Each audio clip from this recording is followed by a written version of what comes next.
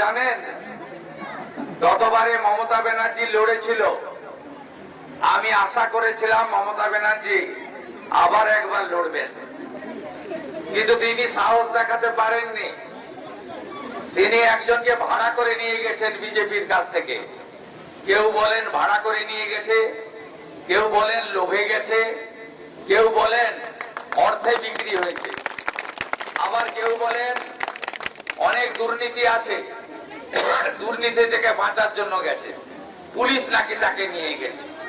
সে কেন গেছে আমার জানার দরকার নেই, কিন্তু আমিও যেদিন তৃণমূল আজ থেকে 6 বছর আগে ছেড়েছিলাম, বিধায়ক পদ থেকে পদত্যাগ করে সাধারণ মানুষ হিসেবে যোগ দিয়েছিলাম। আর যিনি আমার বিরুদ্ধে লড়েছেন তিনি জানেন এখানে জিততে পারবেন না, সেই জন্য তিনি বিজেপির পঞ্চায়েত মেম্বারের পদটা রেখে দিয়েছেন।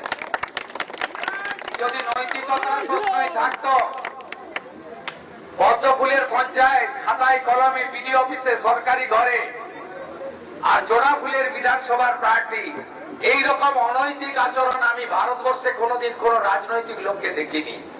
এটা কি রাজনীতি? গাছের খাবো তলার কুড়াবো। তাই আপনারা শিক্ষিত মানুষ, সচেতন মানুষ, নন্দীগ্রামের কাকে প্রতিনিধিত্ব পাঠানো যায় বিধানসভায়? হ্যাঁ, আমি বিরোধী দলনেতা ছিলাম, আমি বিরাট অট্টালিকা আপনাদের করে দিতে পারিনি, তো বিরোধী দলনেতা তাকে কেমন হওয়া উচিত সেটা আমি আপনাদের আশীর্বাদে প্রমাণ করেছি। দল, মত, বর্ণ, ধর্ম নির্বিশেষে যারা অত্যাচারিত হয়েছেন আমি তাদের কাছে পৌঁছেছি। এমএলএ যাকে বিজেপি বিরোধী দলনেতা করেছিল,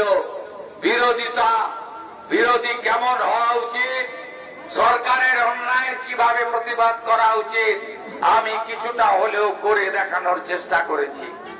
তাই কেবলমাত্র বলবো, একজন মিথ্যাচারী অভিনেতা, রাজনৈতিক নেতৃত্ব নয়, উনি একটা ভণ্ড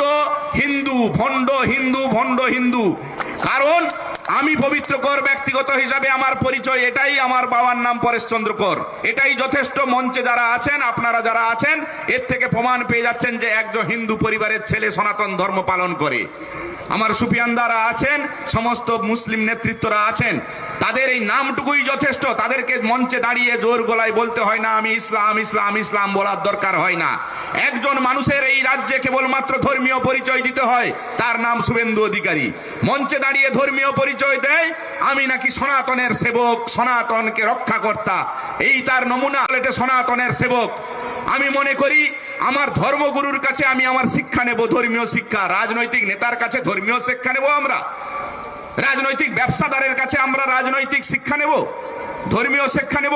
অতএব আমাদেরকে মাথায় রাখতে হবে, কেবলমাত্র উনি একবারে ধর্মীয় সম্পর্কে অসচেতন, কেবলমাত্র ব্যবসা করার জন্য, রাজনৈতিক ব্যবসাকে পরম্পরা চালিয়ে যাওয়ার জন্য সারা পূর্ব মেদিনীপুরকে যেমন জ্বালিয়ে দিচ্ছে, রাজ্যকে তেমন জ্বালাচ্ছে, বিষ বৃক্ষ রোপণ করে সারা বায়ুতে মণ্ডলে ছড়িয়ে দিচ্ছে। এর থেকে মুক্তি চাইতে হবে, না হলে পরবর্তী প্রজন্মকে সুশিক্ষা দিতে পারবো না আমরা। এর থেকে নন্দীগ্রামকে মুক্তি পেতে হবে।